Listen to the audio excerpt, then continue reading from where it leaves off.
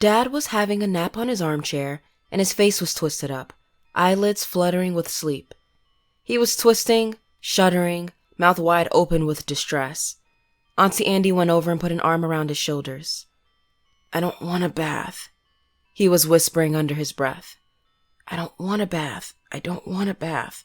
I don't want a bath," he repeated. I ducked my head into the corridor. Auntie Andy was hugging him and stroking his hair comfortingly. Without thinking, I ran over. Auntie Andy gave me a sharp look. "Not right now," she tried to say, but when my dad saw me, he managed a weak smile. He opened up his arms and I climbed into them. I hadn't really given Dad a proper hug in years, telling him I was too old for it. I immediately felt like I was 4 years old again. He had a soothing, warm smell like chai tea and wool. He seemed to settle, his breathing not as panicked anymore. We girls broke apart from the boys, walking towards the marsh.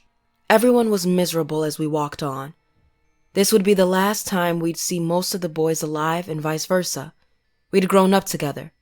Sure, a lot of the boys, save a few, liked to tease me, but that didn't mean I wanted to see them all die. Later on, when I was out of all this, I read that there were experiments on non-Newtonian liquid called oobleck. People filmed themselves walking across a pool of it without sinking. The second they stopped moving, they began to sink in it. The marsh had an area of non-Newtonian liquid where the dance would take place. You couldn't stop dancing even for a moment, or you'd be swallowed up. There was a small chunk of earth in the middle where the statue was, but the base was covered with barbed wire, nails, and broken glass. Even if you did go to the patch of stable earth for a break, you could only balance by grabbing the base and slicing your arms up. Apparently, in the first cathedral, someone had ended up bleeding to death, hanging onto the base of the statue. "I don't know. What sounds worse to you?" Fern was saying to Hazel as we walked through the forest. "I think I'd rather bleed out." "I'd rather drown. It sounds more peaceful," Hazel replied in an uncertain voice. "I'd rather win," said Briar at the front of the line. "I'm not making plans on how to die. It's completely defeatist. Why not just slit your throat, save us some time?" "Wow, Briar," said Gwen. Great words of encouragement there. Briar just sent her a withering look. I think a lot of us felt defeated already. We kinda just expected Briar was a shoo-in to win. She was as fit as a horse and got up early every morning to run. There was also a quiet agreement that we'd do anything to make sure Belladonna won, being pregnant. We weren't sure who'd take the third spot, but we were certain Briar and Belladonna would be fine. Then there was me, underweight and malnourished worm girl, Juniper, who was nicknamed after the biggest planet in the galaxy, and Daffodil, who suffered from asthma. People kept sending us sympathetic looks. I think people had pretty much given up on us. The glints of gold shone in the distance. A feeling of dread hung over the line of girls and women as we approached it. The ground beneath us was getting muddier, more watery by the second. Then the trees thinned out, and we were in the area of marsh with rose gold in the center. We waited for a few moments as the funeral dirge ended. Then another more ominous tune started. Later on, when I left this place, I learned that the song they played was the Rite of Spring, replaying it over and over again throughout the night. One of the older girls, Winter, turned around to us. She sent us a small, sad smile. She'd been given the flare to carry, and she put it on the wedge of a tree for when the cathedral was over. "Best of luck, everyone," she said. We all started jogging out into the marsh in time with the music. I just jogged around the statue with a couple of more girls. The youngest of us, Wisteria, who was 13, was actually trying to dance, skipping around and her plaited pigtails flying. "Wisteria, honey?" I heard Winter whisper to her. "You're wasting energy. Just jog, okay?" Wisteria flushed with embarrassment as there was muffled laughter from the brunettes. After 10 minutes, I already felt winded. Fear was overwhelming my chest. I was certain I was going to die out here and there was nothing I could do to stop it. If I ran off, I was alone. I couldn't return to my community as a deserter. I'd be lost in the forest and die of starvation or exposure. As I continued to jog around the statue, I tried to weigh my options. What would be a worse way to die? Starving out in the wilderness, drowning, or bleeding to death? Each way made me feel sick. my skin soaked in clammy sweat.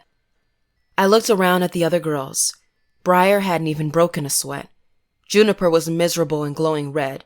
Belladonna looked uncomfortable, and Daffodil had a look of growing panic on her face. The brunettes were all jogging on the spot beside each other. I caught eyes with Winter. She was looking around worriedly at all of us. The end was like a stack of dominoes. We'd been dancing to the music for almost an hour with no problems. Then it all just went spectacularly wrong. "Look, guys," Juniper said suddenly. We all turned to her. Her eyes were filled with quiet tears. "You all know I wouldn't have made it anyway," she said. "Might as well just quit." "What?" Winter said at once. "Juniper, don't. What do you think you're doing?" We watched as Juniper stopped dancing and sat down on the ground. She lay down on her side and the mud began to cover up the pink, sweaty flesh of her arms and legs. "Don't!" Winter cried. "Juniper, stop it!" I couldn't look, staring up at Rose Gold's veiled face as the slurping and gurgling of the mud filled my ears. The other girls were screaming for Juniper to stop it, to get up. Wisteria burst into frightened tears. Belladonna let out a groaning sound and then ran for the base of the statue. She clutched at it, her arms being cut up at once as she vomited down her front. "Oh shit!" Winter shouted. "Quickly, come over here and I'll try to bandage your arm up." As she jogged on the spot, she began to rip at the hem of her dress. Belladonna clutched at the statue base, glass sticking into her hands. She wavered dizzily, leaning entirely on the base, the jagged edges sticking into her stomach. "For God's sake, someone get her!" yelled Briar as she ran forward. She grabbed Belladonna by the shoulders and wrenched her away from the statue base back into the marsh. Not knowing her own strength, she ended up flinging Belladonna to the ground. Everyone was screaming as I just stared, my mouth hanging open. Briar tried to grab Belladonna's hand to pull her up, but she had fallen so hard, she was already halfway into the mud. Her hand stretched out, reaching for the sky as she sunk away. The mud enveloped her face, opened up in silent cry of terror. She was gone. The whole group was in hysterics. Daffodil was wheezing. She staggered, trying to keep on moving as she gasped for breath, tears rolling down her cheeks. Then she fell to her knees, curling up on the ground. "No, no, no!" screamed Winter, and I forced myself to look away again. Rose Gold was the only calm face quietly watching over the mayhem and chaos. The music was still playing, drumming endlessly in my ears. My joints felt watery with exhaustion, my breath caught, my sides blaring with stitches. I wasn't going to last long. "This is a joke," Gwen said. "No one's forcing us to do this." Then she was running away from us, towards the solid ground. I felt like her footsteps fell in time with the music, thump, thump, thumping in time. "You can't leave!" Briar screamed. "You selfish bitch!" Gwen turned on her over by the trees. "Just come with," she said. "No one's making you do shit. Yeah, just forget about our whole culture and traditions, right?" Briar said. "If our traditions mean choosing between drowning or getting screwed by some freak in a goat costume, then yeah," Gwen replied. "You should be ashamed of yourself," Briar screamed at her, eyes wild, 2 red spots high on her cheeks. "That's rich coming from you, killer," Gwen sneered back. Then she looked around at us all. "Anyone coming?" she said. Fern and Hazel immediately ran over to her side. Wisteria and I exchanged nervous looks. I should have gone. I don't know why I stayed. I think I was intimidated by them. They were all 18 and 19, and I was younger and not a part of their clique. If I joined them, would I be their punching bag? No one said anything, and Gwen sent us all contemptuous looks. She said everything with that look. "Enjoy dying or being molested, you absolute idiots." Without a second glance, she ran off into the forest, her loyal followers behind her. There were only 4 of us left now. Myself, Winter, Wisteria, and Briar. Briar let out a choked sobbing sound. "I didn't mean to kill her," she said, voice breaking. "I didn't mean to. I didn't mean to." Her eyes were popping, tears streaming down her face, mouth hanging open. The music kept on playing. I felt it boring into my mind like hungry insects. "It was just an accident," said Winter. We know it wasn't on purpose. Briar began to cry, putting her face into her hands. The baby died too, she sobbed. The rest of us didn't know what to say. We just jogged helplessly on the spot, staring at Briar. She murmured something that we couldn't hear. It's looking at me. It's looking at me. We finally made it out. It's looking at me. I can see her. She's staring. She's staring. She looked through her fingers at Rose Gold, a look of terror in her eyes. We all looked at the statue that hadn't moved an inch since we started dancing. It just stood in its usual pose, head to the side, palms up like it was shrugging. Briar, just breathe. It's okay. The statue's not looking at anything. Winter tried to say as Wisteria's whimpering grew stronger by the second. Briar let out an ungodly scream.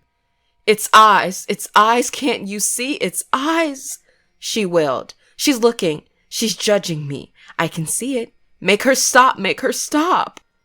You couldn't even see the eyes of the statue properly, the veil covering it. But for some reason, Briar was seeing a staring, judgmental gaze that didn't even exist. She was screaming, crying, horrified and hysterical. I'm sorry, she said, falling to her knees at the base of the statue. I'm sorry, please.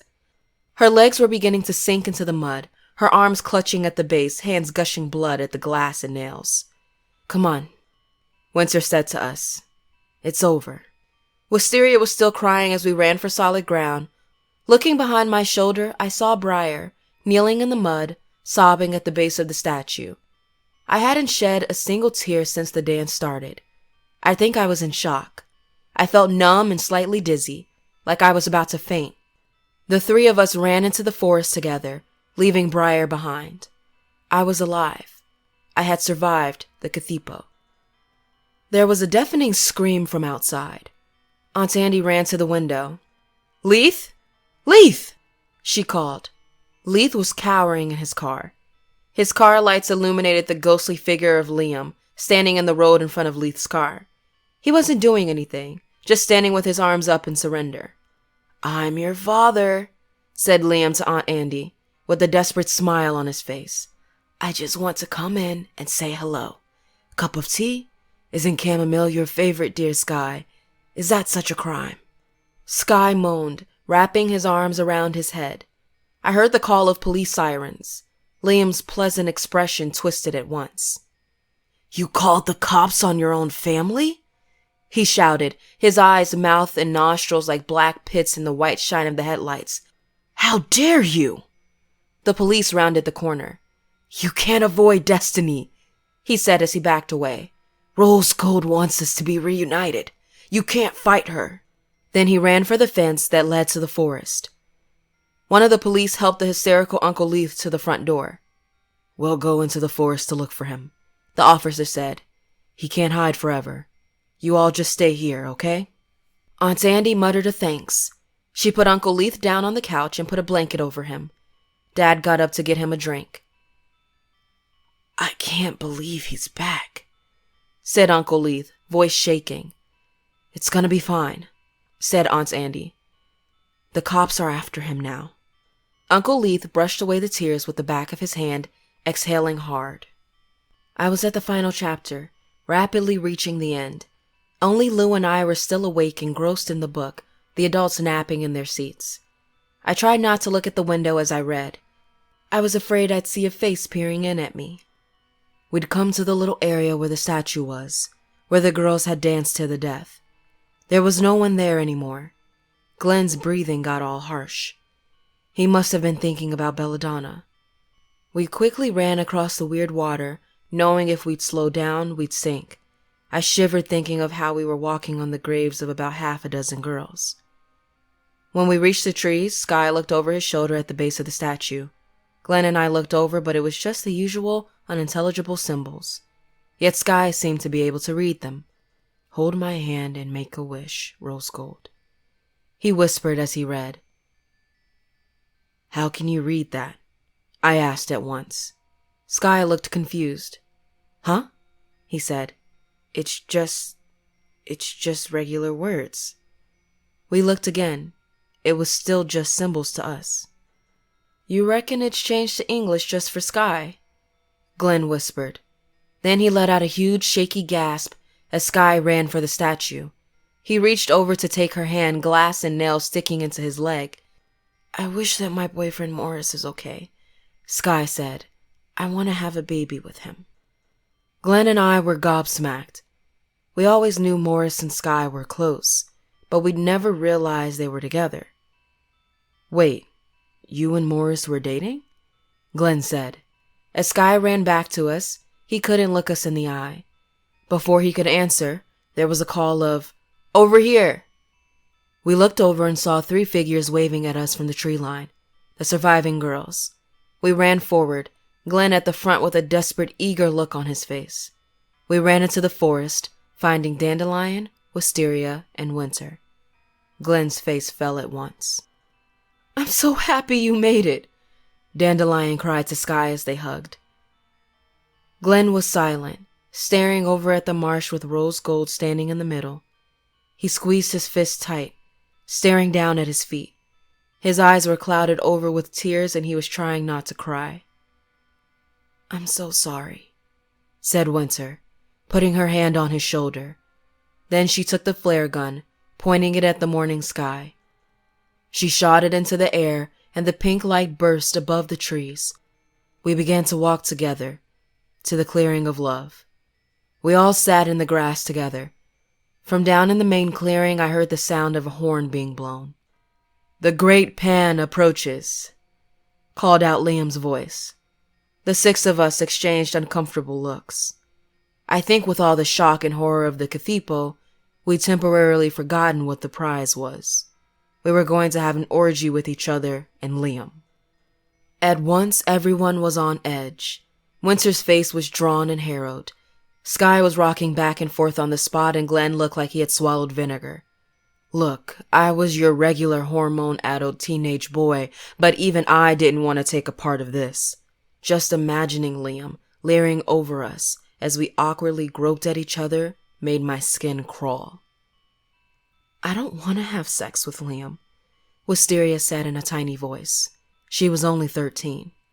Gods, said Glenn in a disgusted voice. He looked around at all of us. Most of you are kids. I'm 28, Winter you're the next oldest, and you're 20.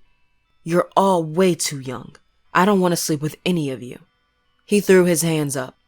What about poor Dandelion and Sky? Does he expect you to participate with each other?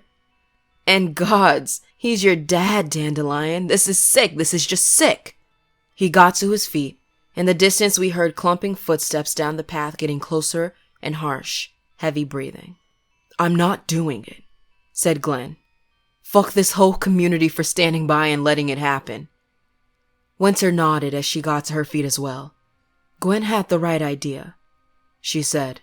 I'm getting out of this place. With that, the 2 oldest were running for the forest. We teenagers just stared among ourselves, slightly flabbergasted. At the tree line, Winter glanced around at us.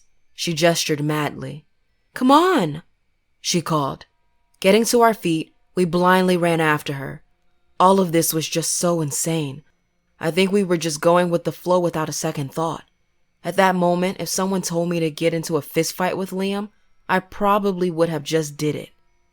What's going on? Liam's voice called out. Looking behind me, I saw he'd reached the clearing. He was wearing his furry goat legs and horned headband, carrying a knapsack. Explaining this to people later on got a lot of laughs. In hindsight, it was bizarrely funny. This man dressed as a goat, furious he wasn't getting laid. At the time, it wasn't funny at all. Where do you think you're going? He screamed, red in the face. What are you doing? He dropped his knapsack to the ground and then charged at us. Fear gripped my body as I ran off after the others.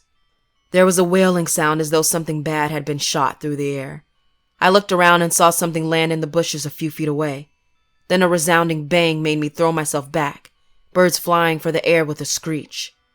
Pink smoke was billowing from the bushes, filling up the sky in huge clouds of color. I couldn't see through it at all, completely blinded. Soon it seemed like the whole forest was coated in pink. I'd lost sight of all the others. I heard them all shouting for each other. Normally we use smoke bombs for emergencies if we got lost during forest hikes. This, however, had been used as a complete attack to the senses. I ran through the clouds of pink, hearing Liam yell somewhere behind me. "How dare you disrespect our culture!" He screamed in a fury. "How dare you disrespect the great god Pan!" I coughed uncontrollably, my eyes streaming in the pink smoke. He'd brought this with him. He was prepared for us to fight back. If we didn't want to participate, he would have forced us. There was another wailing sound of something whizzing through the air. Something denoted, but I didn't see any smoke. Then all at once there were screams of pain and my face began to burn. My eyes and nose were streaming and I clutched at my face with agony, coughing and spitting up. All I thought as I staggered to and fro was, what the hell was this shit? In hindsight, I realized it was a canister of tear gas. Why would he have tear gas? Did he just always carry that on him at all times? It might seem like a complete melodramatic overreaction, smoke bombing and tear gassing us because we ran away from his orgy. Yet I don't think deep down it was really about the sex. He was losing control of his cult and it had thrown him into a rage. I spotted Wisteria a few steps ahead, heaving for breath, trying to rub her eyes. Liam emerged from the smoke and I saw him grab Wisteria by the plait, tugging her head back. Instantly, I ran forward and pushed my hand into his face, feeling the crunch of his nose beneath my palm as blood spurted forward. He screamed with pain, letting Wisteria go. It was the only helpful thing I did this entire experience. "Into the river!" I heard Glenn yell as we coughed and sputtered, crashing about like stunned rabbits. "It'll wash it out!" Grabbing Wisteria's arm, we ran blindly towards the sound of rushing water. I saw ahead of me Sky tripping over a tree branch into the river. I think Glenn just meant to wash out our eyes, but we were in such a mad panic we all just jumped in instead. I heard Liam shout behind us as I plunged into the icy water, pulling Wisteria with me. The whole world was a crashing, roaring rush of water as we were swept away. I slowly awoke to the gentle sound of the running river and water dripping. I was staring up at the dark stone of a cave wall. I looked to my side. Curled up on the damp cave floor was everyone else, and we were all beginning to wake up. I became aware of a presence behind us, and the shadow of a shape just moving slightly. "Now don't turn around, okay?" someone said. "Look forward." We all immediately obeyed.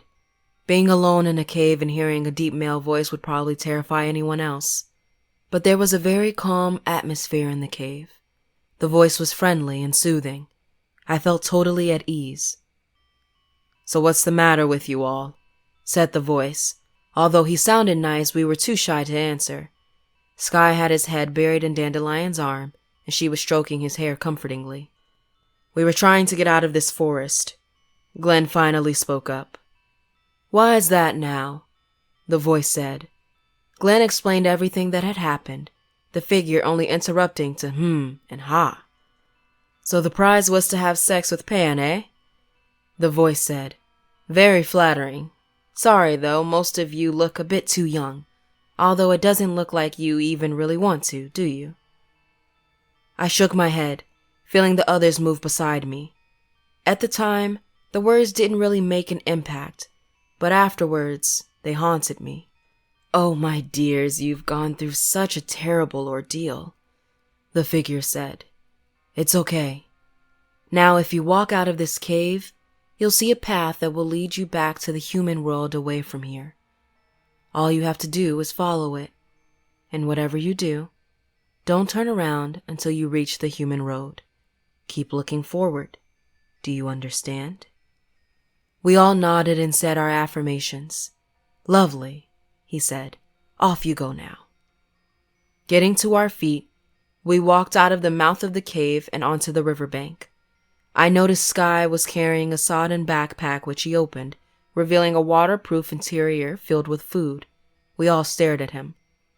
"When he did the pink smoke, he left his bag behind," he said, so I took it. He started passing out bread with butter, cheese and apples, and then an oilskin of wine. We all muttered thanks as we greedily ate and drank. As we devoured the food, We stared up at the narrow, muddy path that the mysterious figure had told us to walk. It was so steep, it was like walking up a wall. The river roared all around us, and it slowly dawned on us that not only would it be exhausting to walk, if we misstepped, we'd tumble into the raging waters below. I felt myself on the edge of completely losing my mind. After all of this, the final part was another absolute nightmare. "All right," Winter sighed. "Come on, everyone." We moved forward to the beginning of the slope. Sky stepped down on his foot and gasped with pain. It was the leg that had been cut on the base of the statue, the one that had been caught by a branch when he tumbled into the river. "Hurts," he whimpered, hopping on the spot. "Can't walk. I'm sorry." "It's not your fault," said Dandelion. She put an arm around his shoulder, and Sky put his weight on her. She helped him walk towards the slope. We used the branches growing to the side to help pull ourselves up. The higher we got, the more deadly the drop became. Falling into the river at that height would break every bone in the body. Soon we were gasping for breath and drenched in sweat, struggling through the mud. A stitch burned in my side and my lungs screamed for oxygen. I was really thankful I'd eaten. I don't know how we would have done it hungry and thirsty. We were halfway up when Glenn slipped. The branch he was holding snapped under his hand. He thumped to the ground and began to slide down. Wisteria turned to grab at him as Dandelion yelled, "No, don't!"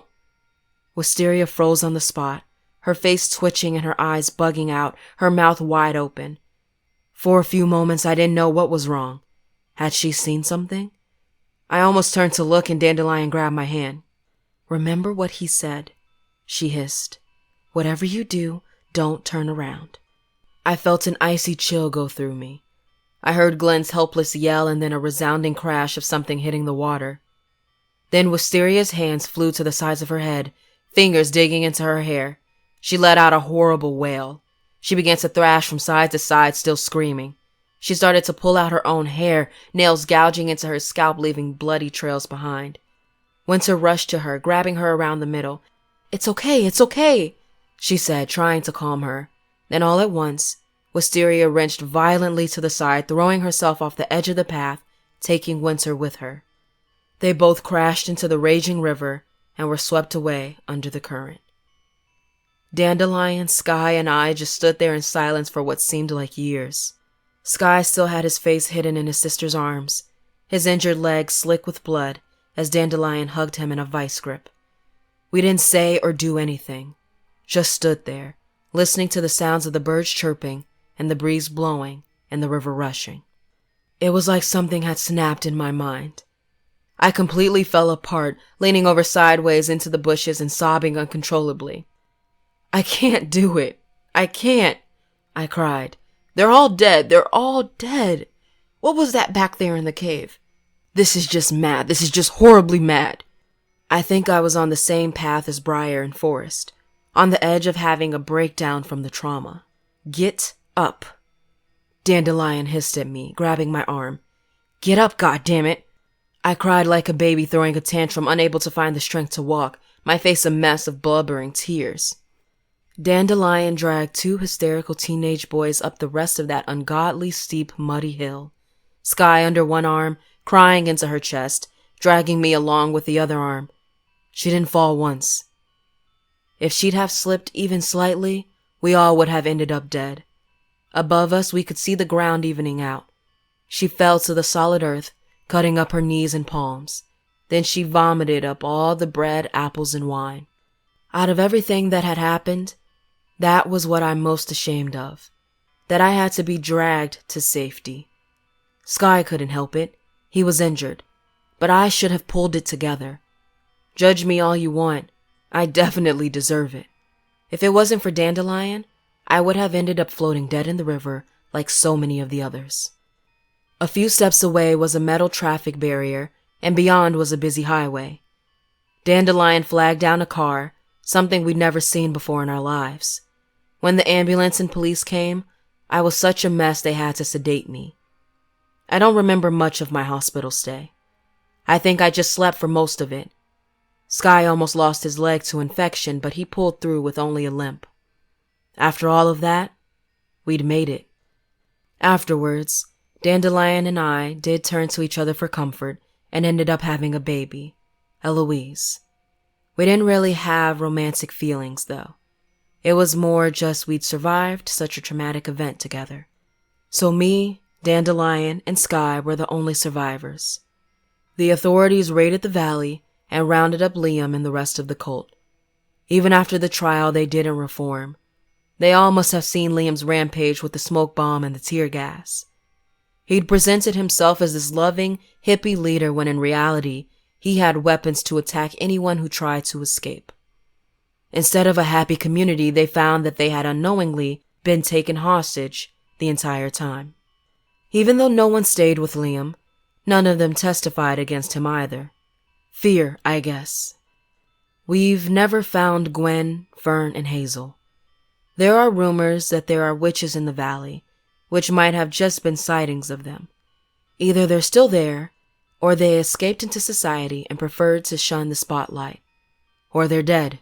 Who knows? The river and swamp were drained, and the bodies of everyone except Briar, Morris, and Rowan were found. We still don't know if they survived, and if they did survive, where the hell they are. The authorities took Rose Gold to be tested and investigated in a lab by scientists. Something bizarre was happening to it. She grew a human womb and a baby started to form inside it.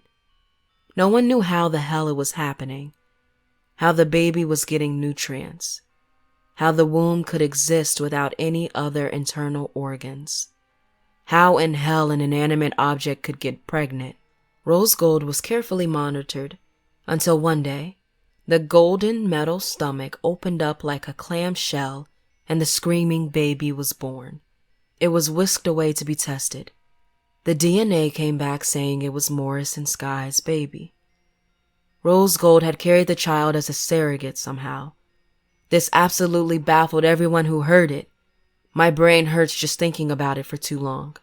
Look, we can't really explain it logically. Rose Gold defies logic. All we knew is that although Morris was still missing, Sky's wish had come true. He had Morris's baby, which meant that Morris must still be alive somehow. Yet we still never found him despite putting his name and image out on television. Sky named the baby Francis. Rose Gold went missing soon after that. The secret of the mysterious magical artifact was all over the news and the lab was broken into. Authorities tracked the thief down to a shabby apartment where he admitted to selling it on the black market. The buyers had ended up in a shoot-up over the statue with no survivors. Witnesses say they saw a man carrying a statue running into the forest before getting shot in the back of the head. When he fell to the ground, the statue tumbled down a ravine and into the roaring river. I always reckoned Rose Gold had manipulated her way back home again. Everyone has their theories about Rose Gold. That she's a cursed statue from ancient times, or she's an alien that fell to Earth. She was thoroughly investigated and we were told she wasn't made from ancient or alien metal. She was a replica of a sculpture made in the 1840s, the Veiled Vestal Virgin by Raphael Monti. The original was in a place called Chatsworth House in England. She was just a trinket, made by an ordinary person made to be sold in a gift shop. No, there's nothing extraordinary about her shell. It's just there's something in there. Something we couldn't pick up with our technology. I think it's some peculiar spirit. I don't believe in heaven or hell, but maybe if you do believe in all of that, you'd say it was a demonic possession. Maybe it's an interdimensional spirit or a powerful ghost. I don't know. None of the theorists ever saw Rose Gold, because if they did, they wouldn't say it was a devil possession. She just didn't give off a malicious vibe. An unearthly vibe, sure, that made all the hairs on your neck stand up and your skin crawl. But a maggot eating the wound of a living person wasn't evil even if it wasn't hurting someone. It was just doing what it had to do to survive. That's how I think of Rose Gold. She hurt us, but it wasn't with ill intent. It was just doing what was natural for her. Even though everyone who's ever seen her agrees she wasn't evil, we all agreed that we never wanted to see her again. The police rang us and said they looked everywhere and couldn't find Liam. I feel like Rose Gold was probably just keeping them away somehow. I stared down at the photos at the back of the book and then breathed out hard. I watched Lou, who was still reading, her face furrowed up and her mouth hanging open. After 10 minutes, she closed the book as well. She stared at me. "Hi there, Rose Jr.," she said, and I just shook my head. It sounded too mad to comprehend. I'd been born from a statue. Born from a statue. It was ridiculous. It was bizarre. I had another father out there in the world somewhere. A statue had given birth to me. A chunk of metal shaped like a woman. It didn't make sense. This was all too goddamn crazy. "What did you kids wish for?" Aunt Andy said, turning to us. I saw Lou flush bright red, glancing awkwardly at my dad. I'd been so wrapped up in the book I'd forgotten our wishes. Something uncomfortable shifted in my chest. "I wish that I could find out about my mom," I said. It came true. Rose Gold was my surrogate mother. Aunt Andy turned to her daughter. Lou couldn't look any of us in the eye. "It was just a joke," said Lou in a tiny voice. I said, I'd wish for Uncle Sky to..." She flushed with humiliation. It was Valentine's Day, so he should find a special someone to have a special time with, I said.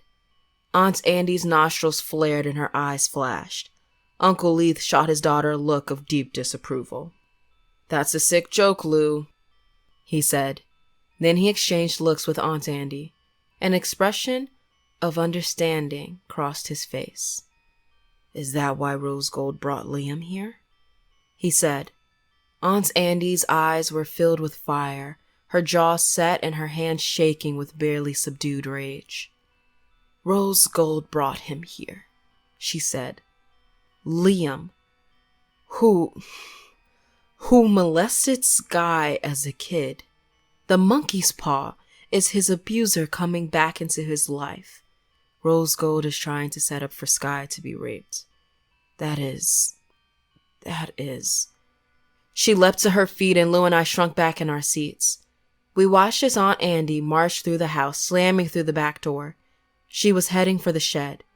We raced to the front window. Aunt Andy was now storming down the driveway. She was carrying a tin of gasoline and a bunch of rags. Lou raced off after her mother. "Stop!" yelled Uncle Leith, jumping to his feet. "Come back here, Eloise." He raced off after her, and Dad was on his heel.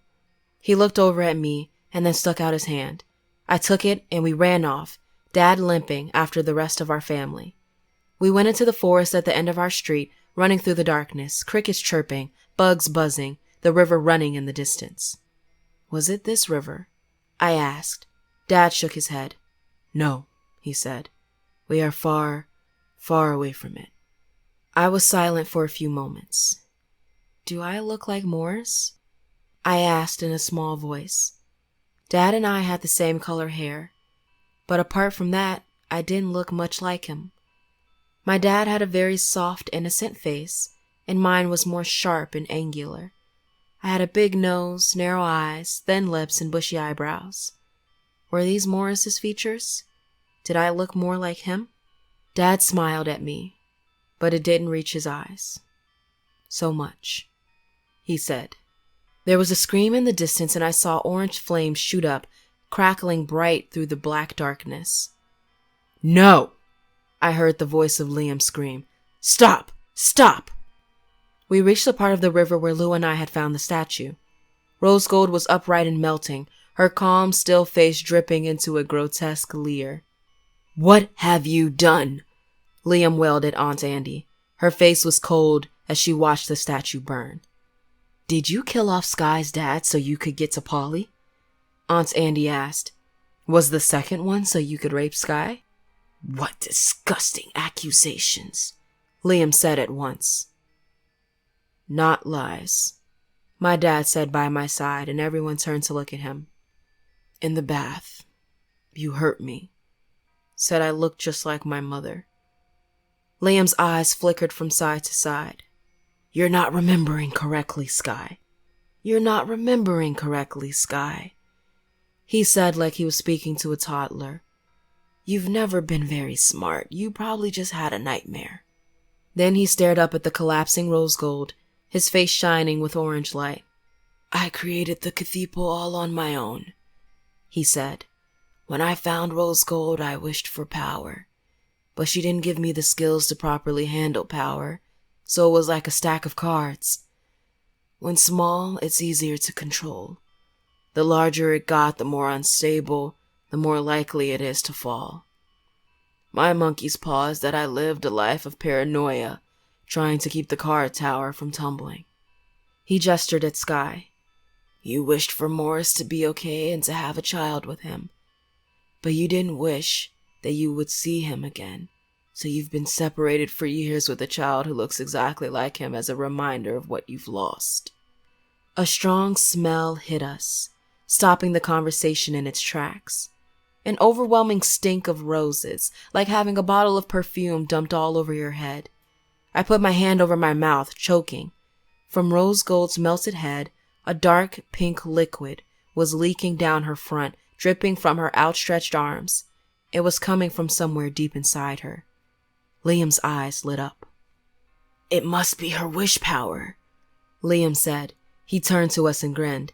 Just think of the money you could get from it. Your every wish come true. Jesus, don't touch it, I yelled as he launched forward with cupped hands. There was a screeching sound of metal as Rose Gold's head fell from her neck. Then Dad's hand was over my eyes, shielding me from what was happening. There was a sizzling sound of cooking meat and a scream of agony. I didn't fight against Dad. I didn't want to see it. The ambulance came, wheeling Liam in the body bag into the back of it. I kind of felt, after everything he'd done, it was too easy a death. I wished he could have survived for a little longer and suffered with the burns before dying. Lou and I sat on a rock down the path as the adults watched Rose Gold melt into a puddle of golden pink. She washed away into the water and down the river. Lou had a gaping look on her face, eyes glazed over. Uncle Sky covered your eyes, she said. Dad didn't cover mine. I saw it all. She looked over at where the burning statue lit up the night. Rose Gold must be dead for real, she said. My wish hasn't come true. I nodded. Thank God, I said. I saw the grown-ups walking towards us, hand in hand with each other. I don't want to watch it anymore, said Aunt Andy. She sounded exhausted. Come on, let's all go get some rest, said Uncle Leith. We walked together towards the house. The familiar figure of the postie stood in the distance, getting off his motorbike. He stood stock still in the middle of the footpath, just staring at us. Shit, he said. Shit. He took off his helmet. His face was sharp and angular, and he had a big nose, narrow eyes, thin lips, and bushy eyebrows. On his chin was an old scar. Morris? Said Sky, clutching at his chest. They ran up to each other as the rest of us boggled in shock. Sky and Morris hugged each other so tight I thought they'd break each other's spines. Morris stroked Dad's hair in an automatic soothing motion.